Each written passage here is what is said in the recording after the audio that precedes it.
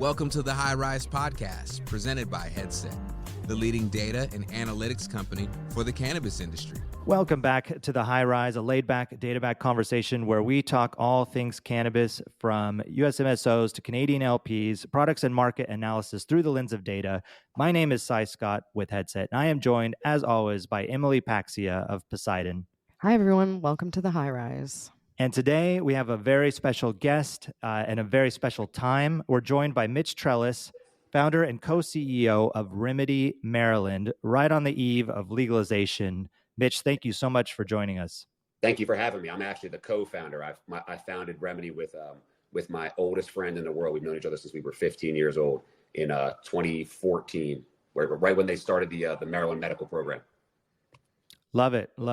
Yeah, I've got some co-founders too, and I always joke with them. I don't know if you've seen the McDonald's movie where Ray Kroc just kind of takes the founder title. It's called The Founder. I don't think my partner would mind, but I would never do that. We've known each other literally 35 years.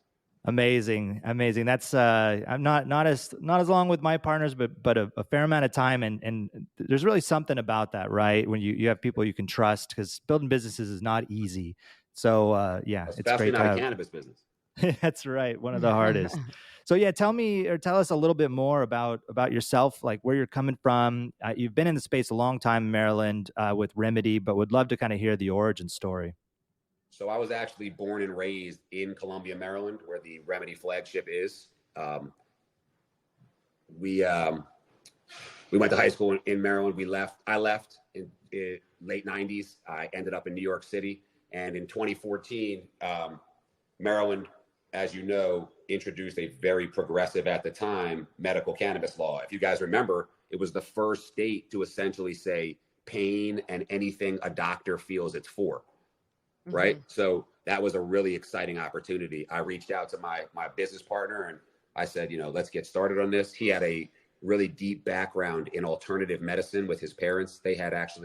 They were the first people in America to teach acupuncture in 1974 in Columbia, Maryland. So they were pretty gung-ho and very familiar with the concept of alternative medicine. And remember, it's been 9 years, but in 2014, people even in 2014 were still looking at cannabis as, the wacky weed or the devil's lettuce, right? So 2014, we kind of got started. It took us a couple of years to get going. By 2017, the application process was coming. 2016, the application process was coming to an end. We had applied for a vertically integrated license. We did not win the grow and the processor.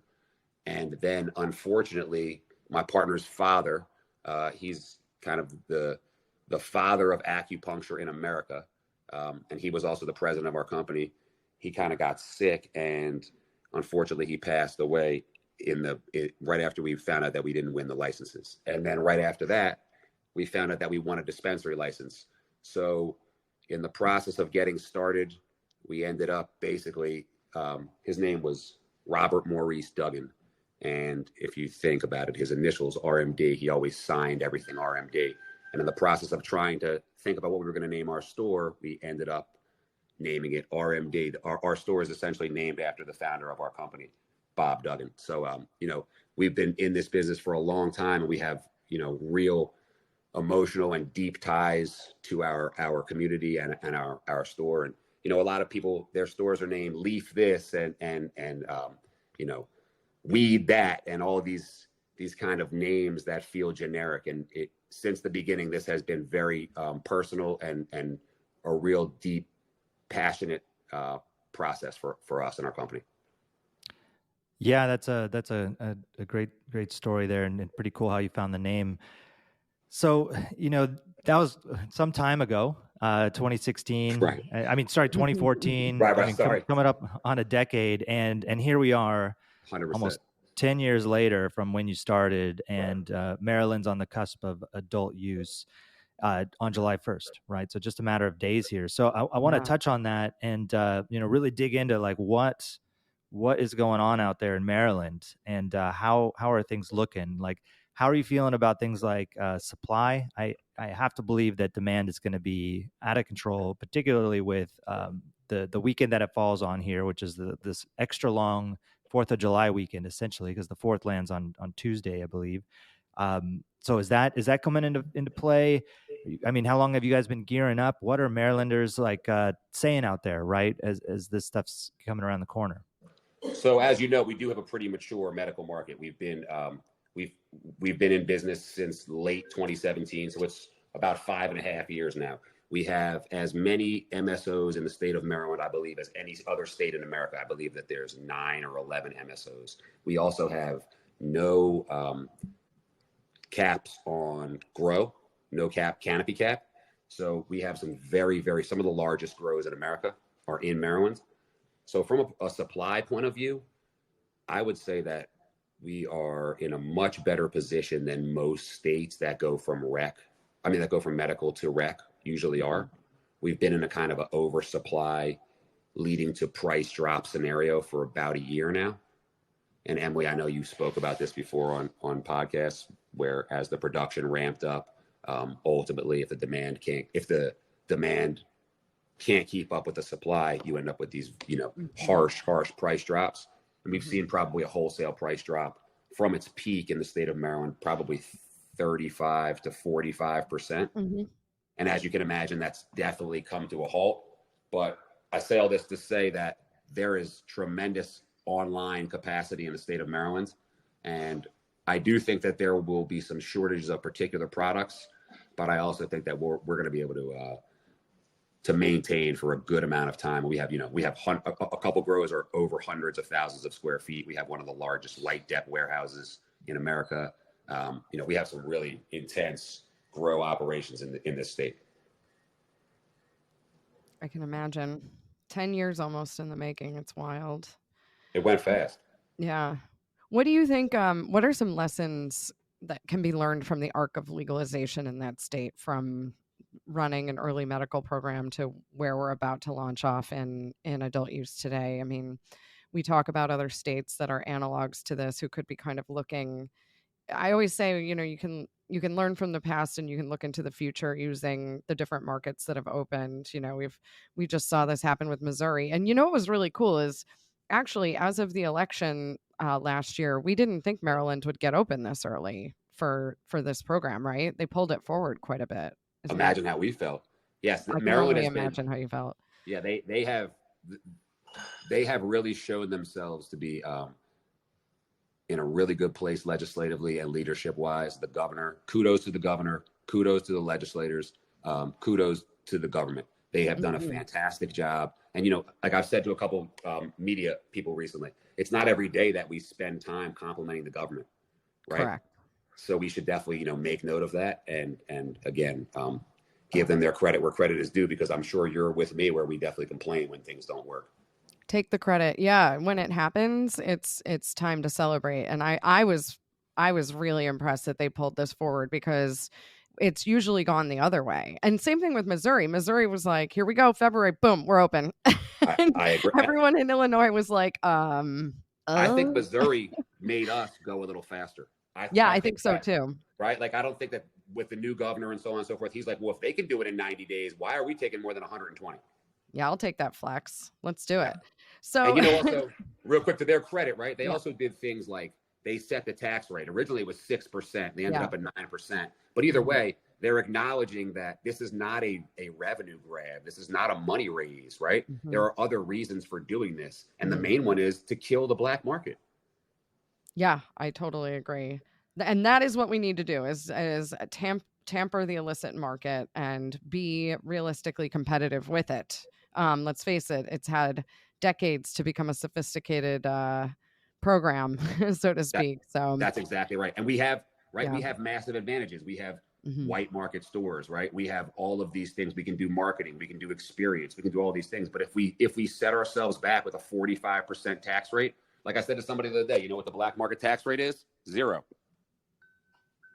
I mean, exactly. And they have the benefit of basket size with using other forms of payment. Exactly right. Just Venmo me, okay? So exactly right. On the so what do you think are some lessons learned through that arc of getting through a medical program? I mean, you talked about some of the wholesale pricing challenges. I mean, it depends on how quickly they open these markets, but a lot of times you do have, like, they did have pent up product building in New York, in New Jersey. In New Jersey, they were about to have to destroy it when they finally opened that market. But what do you think is some lessons to take away from this? I think that when you compare the arc of our state to states like Virginia or Oklahoma or Pennsylvania, right? I think the lessons are, and I might not be popular for saying this, but I believe that limited licenses make sense. That's the first thing. I also believe that being very strict with the black market and the gray market is very important. New York looked at California and said, hold my beer. Mm-hmm. And they really, like, they dropped an opportunity to have the most robust cannabis market in the world. And now that opportunity is gone because, you know, Emily, let's talk about something that nobody really talks about. They say that the market in New York is going to die eventually when the rec stores come online. But what everybody's missing is that the quality of the rec weed there is so low, and it's going to take 5 years to catch up. Meanwhile, you can go in any bodega in New York City and buy the world's finest cannabis. Right? So even if there's 100 legal stores in New York City, if I get the best weed at the bodega, guess where I'm going? Yeah, exactly. So you have to, there's a really interesting chart about this. I should post it, retweet it, but it shows the difference of under enforcing regulations, over enforcing, and being too draconian on regulations, and the impacts that can have. And yeah, I mean, the stories are very clear. We've seen it in LA, we've seen it now in New York. It's just Imagine if they essentially allowed illegal liquor stores on every corner. Like, imagine that. Yeah. That's insanity, right? In America, different states license people for hairdressers and things like that. Mm-hmm. Right? So if you were trying to open an unlicensed hairdresser, they would be there the next day shutting you down, right? But you have a city like New York City, it's essentially the best city in the world, and there might be 1,000 illegal stores and nobody does anything. I saw the other day the governor was like, we have a new placard and it's going to put it in the window, and that's going to stop all this. And I'm thinking, this is what they're fighting this with? And meanwhile, they're losing hundreds of millions of dollars of revenue, taxes, just, you know, overall economic benefit. Yeah. It's just so poorly done. And when you juxtaposition against the way that Maryland or Missouri has handled these things, right, it really goes to show you it's like, it's about the government. It's about the leadership. So on the eve of opening, transitioning from adult use to medical to adult use, like because it is corralled through this legal system, what do you anticipate will be the change in the sales and the revenue profiles of these businesses?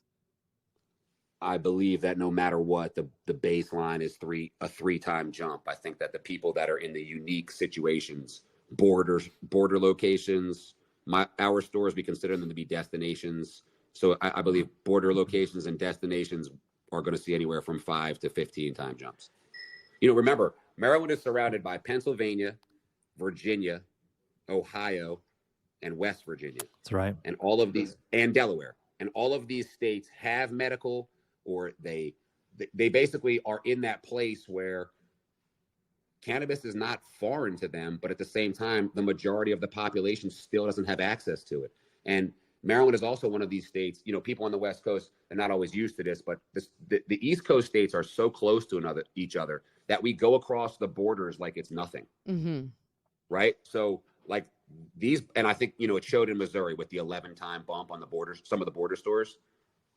You know, you look at some of these states and on their borders are 5 and 8 and 10 million people. Mm-hmm. Mm-hmm. Right? So it's like if you can get 1% or 0.5% or whatever it is, Maryland, right? Above Maryland is the state of Delaware. In the state of Delaware, the town next to Maryland is Newark, Delaware. It's the University of Delaware. There's 23,000 college students sitting on the border of Maryland. Like, how do you model for that? Mm-hmm. Yeah, I think we know from in-store data in Illinois, for example, that people were driving for 5 hours from parts of Missouri to get to some of those Southern Illinois stores. So people will do the good work to get to good legal weed. Or we expect people to drive from South Carolina to our store, especially because we have the we have one of the few cookies corners on the East Coast in our store. And people drive and wait for cookies. Right. Yeah. So we actually expect people to drive from as far as South Carolina to our store. Who else so what's the brand landscape in Maryland on opening day? Like, which other out-of-state brands have licensing partnerships in the state? Cookies, Tyson. What's the big edible? Wana is here, but they've switched a couple times. Dixie is here. Caviar is here. There's not a lot of good genetics brands. Yep. It's mostly edibles. Select is here. Select has been here for a long time. I actually brought Select here. I brought Select here 2 years ago. So yeah, we definitely have some brands. I think one thing I've noticed with brands is that because we have a limited number of growers, it's much harder to white label here and to do licensing deals, because if a grower has a good product or a good strain or whatever it is, they're not inclined to give that to another brand. They're inclined to put that under their own brand umbrellas. Mm-hmm. So we have a side business where we help brands come to the state of Maryland and do licensing deals.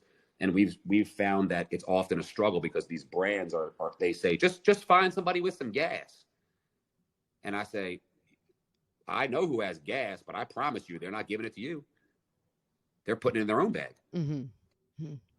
So that's definitely one of the, it's kind of one of the consequences, the unforeseen consequences of having a limited number of growers. We only have 20 growers in the state of Maryland right now. Got it. But they have unlimited canopy. So, we have tremendous capacity. Mm-hmm, mm-hmm, mm-hmm. And just a couple of other quick questions, just so we can be sure to understand the model. What's the status of like order ahead, curbside pickup and delivery in the state of Maryland for this new program? So order ahead is online and ready to go. Mm-hmm. They actually, order ahead was fascinating for us. It was about 10% of our business before COVID. And as soon as COVID came, it became about 90% of our business. And today it's still about approximately 60% of our business. So that is all on and ready to go for rec. Curbside delivery. We were curbside only for about 2.5 years. I called us Chick-fil-A of weed. Mm-hmm. And that's all set up still. We still do that, but that will only be for medical patients. We're just concerned about getting overwhelmed with that. And then for the state of Maryland, home delivery has been a thing since the beginning, but they limited it to medical patients to begin. Mm-hmm. And then there's a unique thing written in the law about micro licenses and delivery, and how delivery will be left for micro licenses, social equity licenses. It's a little bit vague, but that's supposed to take place in a year. So we're all holding our breath, waiting to see what happens with that. Got it. All right. Thank you for helping with the landscape of that. And you mentioned, of course, it's complicated, and it's changing up till like last week. Yeah, I feel like it's we're building the plane as we're flying it still. 100%. So you mentioned 20 growers. How many retailers are out there licensed? 102. 102. Is there any plans to expand that with adult use? You mentioned, limited license markets or your preference. Is it going to stay at 102 for some time? Do you know if they have plans to begin expansion? They have plans to add, I believe, 20 grows to start, 80 dispensaries, and some processors. We don't have a shortage of processors here. Mm-hmm. Gotcha. But yes, they do have plans to add some. But I think that we've all seen that the business environment makes it not easy for a social equity license to get going. Like it just is what it is. We're still waiting for, the multitudes of social equity licenses to be successful. And, I think everyone needs to reevaluate exactly what it is that they want to accomplish, because the definition of insanity is doing the same thing over and over again and expecting a different result. And that's kind of what we're doing with the social equity licenses. Yeah, we're good at that in this industry. I did see the governor is speaking up about it. Marijuana Moment had an article out I think it was this morning or yesterday about that. Yeah. Mm-hmm. So I didn't see that, but I know that they have some unique ideas about funding and expertise and so on and so forth that I think will make it a little more, less difficult for equity licenses in Maryland to get going. Yeah, we just really need to get these micro lending programs going. It's the model that has worked in other industries for minority-owned businesses, and I don't know why we have to reinvent the wheel, but we'll get there. But the governor is committed, and there was someone else who spoke up about it. He had a pretty poignant quote. So I think he's from the commission. But anyway, it is important, and so I hope they can get that figured out on, like, for example, Illinois or any of these other markets. But Illinois is a mess. Illinois on the equity stuff. Again, we're trying to reinvent the wheel. We can learn from other sectors, but here we are. Those 80 okay. dispensaries, are they all social equity, or a percentage of them that they're going to be licensing, the new stores? I'm sorry, say again. Those 80 dispensaries you mentioned that they're planning to add 80 dispensaries or 80 retailers. Were those all social equity, or is it just a portion of those? As far as I know, those are all social equity. Wow. Yeah. So then you end up with just under 200 stores for pretty sizable population. So Then there's a plan to reevaluate after that, and they might add 80 more after that. Gotcha. So, you guys have been in the medical space since it started. Do you expect the consumer profile to look a little different when they come in? You mentioned like the college town there in Delaware. Do you expect kind of a younger audience? Certainly we see at Headset, Gen Z really coming in, taking a lot of market share. These younger individuals who are turning 21. Someone's going to turn 21 on July 1st, and for their birthday, they're going to go to Remedy, right? So do you expect to see some of that change, or do you think it's going to look pretty similar? And if it does change, do you think, not selection, but their like basket, the transaction, like what they're putting in the basket, do you think you're going to see some differences there? I think that, historically, like you said, it does tend to skew younger. I also think that Maryland is a very unique state, and here's why. We have more government employees than anywhere in the country. And because of that, that's more people who don't want to put their name on a list. Right. So if you look at our uptake of medical patients to population, we got to around 2% and stopped. And what we believe is that that's the natural cap from security clearances in the state of Maryland. Plus, remember, there's tons of people in the state of Maryland who have guns because of the whole security issue. So those two factors together, we believe, have kept probably 60 to 100,000 patients off of the patient rolls. If you look at Pennsylvania's numbers, since they basically are kind of our doppelganger, and their numbers are through the absolute roof. And we basically capped out at 160, and we have not been able to get over 160 for 2.5 years. So on top of what you described, which is Gen Z really hitting the market hard, we expect an overall across all demographics. We expect, truly that middle-aged demographic, the working demographic, right? We expect to see a lot of people come out of that demographic who, at the end of the day, they just won't put their name on a medical list. Yeah, that's a really interesting point with Maryland. Yeah, you said would you say 2% of the population is where you capped out? 2% of the population within 2 years, and then COVID came, and when most people surged, we fell back, and then we basically got down to about 140,000 patients, and we've been right about 160 to 165,000 for the last year. And never have we gotten over 165,000. Yeah, I think Florida is like almost 4%, 3.5% to 4% of the population there. So, yeah, definitely underrepresented, and that makes a lot of sense on the government issue. I mean, I think recently the federal government is starting to change on like security clearances and cannabis use, but I'm sure people are. I mean, if that's your career, right, you're certainly going to be cautious, even though might be helpful for you from a medical perspective. So that's going to be really fascinating to see.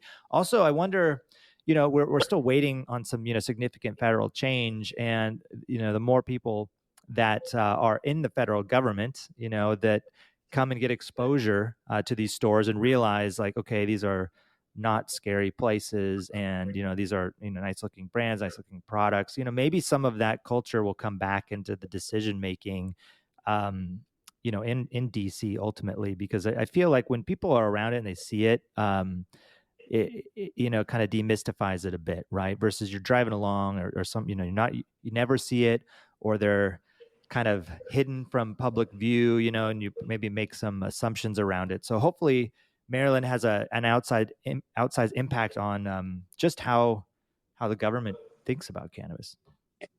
I agree completely. And, just to even build on that idea, the dispensaries in DC and the rules in DC have such a gray market, not legal, but legal type of feel to them that you're not getting that, despite the fact that all the people that you're referring to have cannabis that's legal around them. Instead, they're having an impression of more of the illegality because of the questions of the grayness of the DC market. That's right. Having to buy a T-shirt or a hat that comes with an eighth, right? That doesn't give it the best look, right? When it's versus you come to Remedy, it looks like total right. wine. Like it literally is total weed, right? So you're getting the full regular experience, and that's like we want normalization. Yeah, I like total weed or weed mo instead of bev mo. Yeah. We really did. We built them to be like total wine. Yeah, and that's an experience. People have that experience, and then they can transfer that, and then extrapolate. Okay, legalization. What's going to happen? Well, we'll see more total wine type experiences. That's not so bad, right? Let's.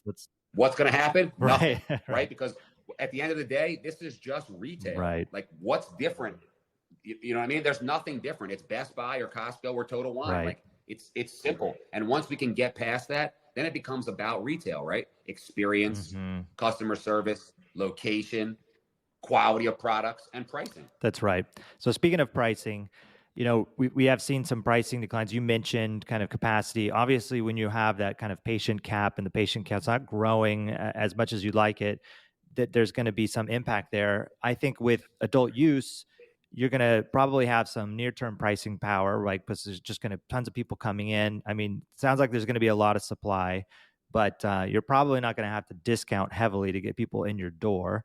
But what do you think long-term? Do you think you're going to kind of see prices stabilize about where you're at? Do you think, with 100 locations, that's, not that many for the kind of population that Maryland has, especially with the populations coming from outside. So I would feel like, pricing would be pretty stable for you guys. But do you have any sense on that? Any anticipation? I know impossible to tell. I'm kind of asking you to look into a crystal ball because who knows? But how do you think about pricing and promotion kind of beyond this first weekend? I think that we are going to see some price raises, right? I mean, at the end of the day, when demand increases 3, 4, 5, 6, 8, 10 times, the prices of things will go up.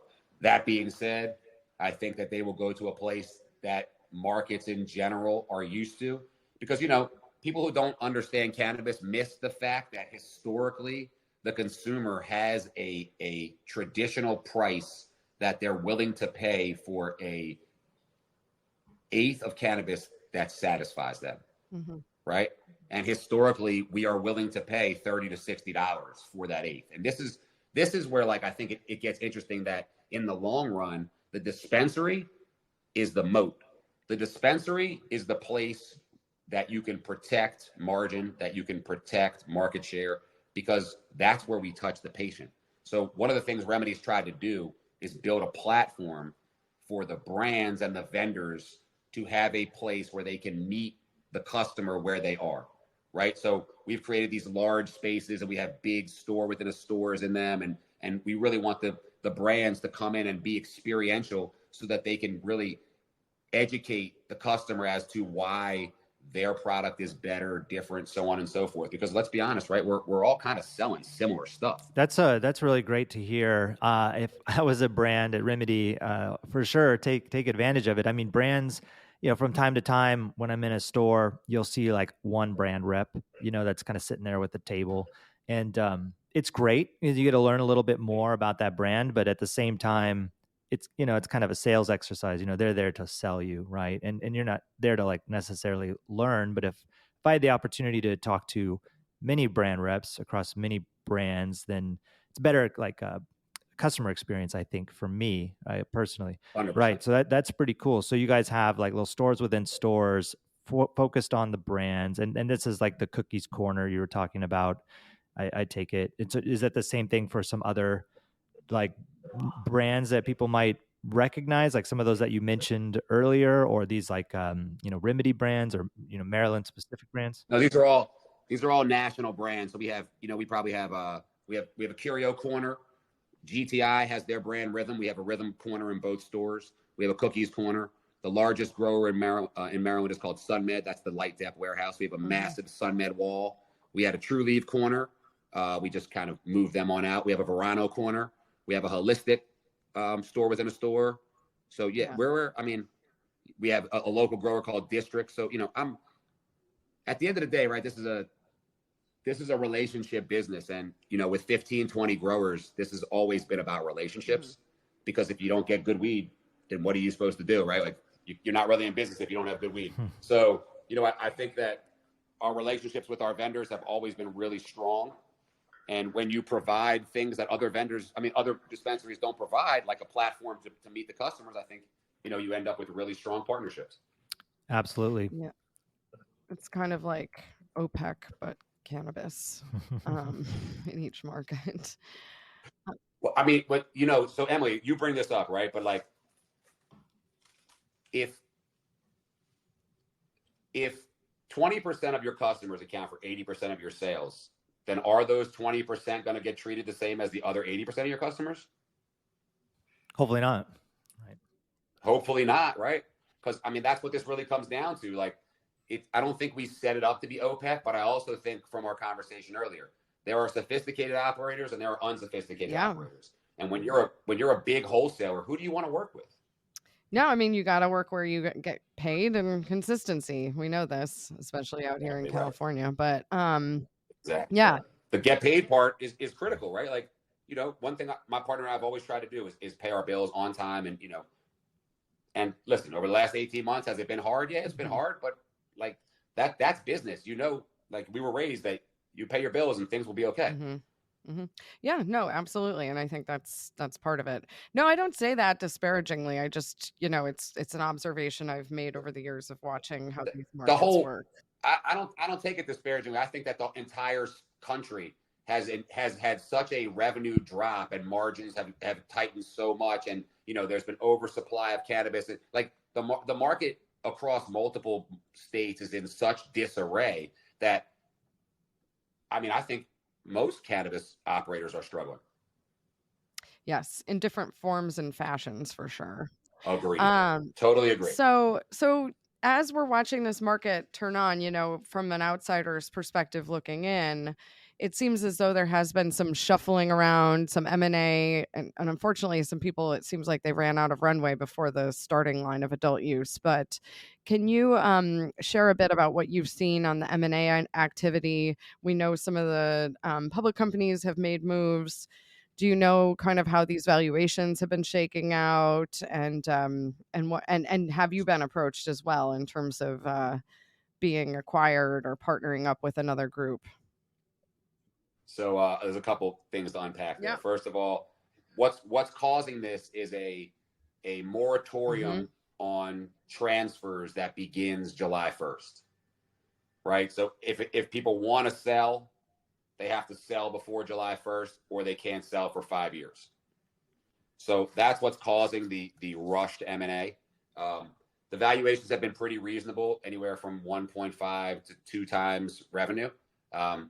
As you can imagine, of course, we were approached, and the truth is, it was not an easy.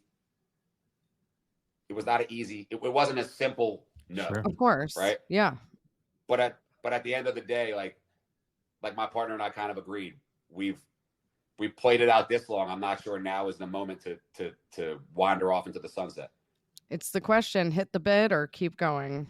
So I come from the floor of the New York Commodities Exchange, And once that thing starts to rip, you know what I mean? Like, I'm gonna ride it out. Yeah, it's been almost 10 years already. What's another 5, right? At this point. 100%. And like I said, like this is our hometown. We're born and raised here. So it's not like we're not in, comfortable places. Like this is where we're raised. Like it's not a terrible life to have. No, you got the Blue Crab, you got the Chesapeake. It's all good. It's all good. Exactly right. Exactly right. Cool. And then in terms of, financing though, I know, it has been a long ride through this. And as you mentioned, there's been wholesale challenges and we've seen some operators kind of hit some tough rows. Did you see what happened yesterday? Yeah. I think it was one of the first times ever. Why don't you share for the listeners? I'm assuming you're talking about the stay from the judge on the Temescal or Evercore. Tell me what happened, because I don't know what happened. I was talking about the fact that it was an auction. So to fill in all the listeners that Emily and I are talking about, it was one of the first foreclosed on a cannabis business auctions that we've ever seen. You agree? Yeah. I mean, they're trying to get that done everywhere, but things are just tied up. That's why when people talk about, in default, you just get the assets. It is not a straight line in this industry, because we don't have bankruptcy protection, and then you have to work it through these systems and the courts are all backed up. But and this one had the added July 1st issue, which is that if they can't figure it out, then they basically have to be closed to transfer the license. Yeah. Right. So this one has all of that on top of everything. So what did the judge do? I think they said they were putting a stay on it, and that I actually have to read more into it, but it seems like this thing could go into kind of a purgatory, this license. I don't know. Oh, that's a disaster. Yeah, that would be too bad. It would be. They actually grow decent weed. Oh, well, nobody minds some decent weed. There's a market for it. Brunch weed. I'm rooting for them. You know what I mean? I'm always rooting for decent weed. But so anyway, so it's just interesting. But are you seeing, or have you been approached to see like improved financing terms on any kind of lending products or anything as this market is going to adult use? Or have you seen anything shift there? No, it's still pretty tight, as you know. Just in general, the institutional lenders are generally tight. We have some good lending relationships, but I mean, it's a brutal world out there, right? Like nothing's loosening up just because of July 1st. Very interesting.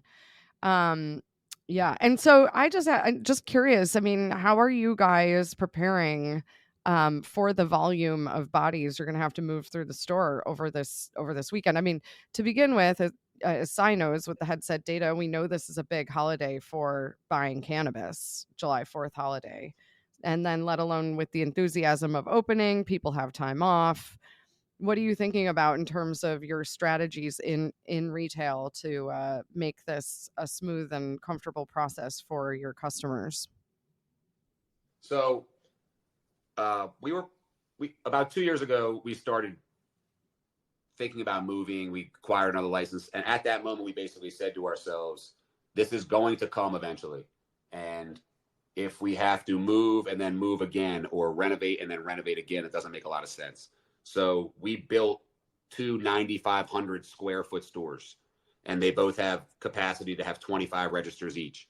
And then we spent the next 18 months managing stores of that size in a non-rec environment, right? And trying to cut costs and control labor costs and give a good experience and at the same time have big stores that weren't always full, so on and so forth. I say all this to say that the number one thing I think that people would want to do is to have larger spaces, more parking, more registers, right? That's the hardest thing to do. It takes 6 months, a year. You have to find a new store. You have to get permits. You have to do all of these things. So we're very lucky in that we are sitting on incredible physical assets. That being said, it then comes to the difficult part, which is hiring, training, registers, process, flow, getting all of those things down so you can manage 1,500, 2,000, 3,000 people a day. Because you can have massive spaces and lots of parking, but all you're going to do is attract more people. And then the question becomes, how do you manage it? And I think the biggest takeaway for me right now is people. This business can be managed always as long as you have enough bodies. Yep. Yeah, and because the truth is, it's not rocket science.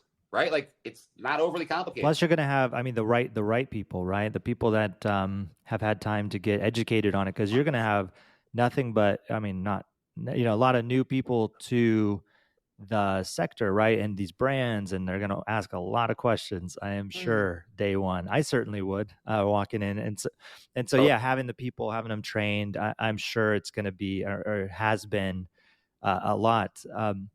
With it right on the horizon here, I mean, what are you most excited about? What are you thinking about? Are you going to get any sleep the night before July 1st, or you know, you're going to sleep like a baby because everything's ready to go? And what's it going to be like for you? I said this to you guys before we started recording, but it feels very surreal.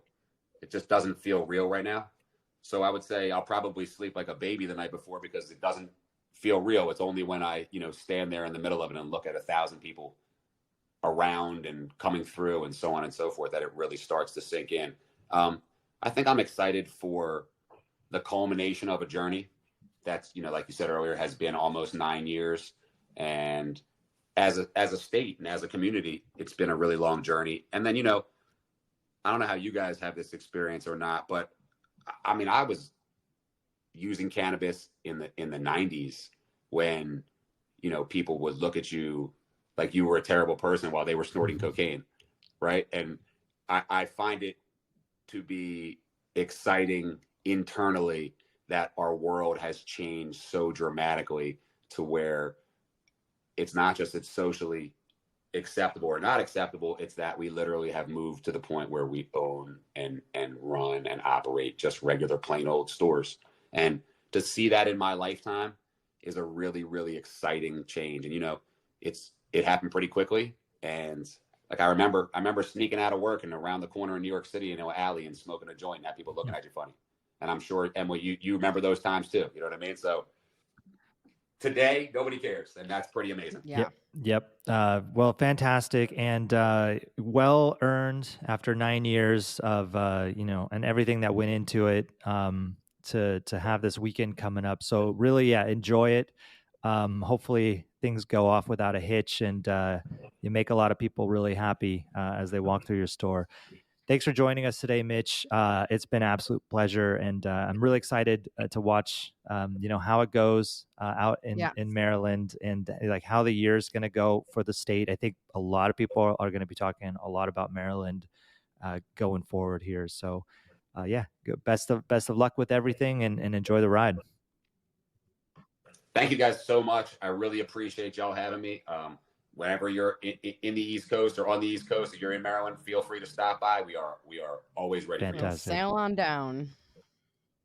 Great. Looking forward to it. And again, I cannot say enough. I appreciate y'all doing a great job. Thanks for listening to the High Rise Podcast, presented by Headset.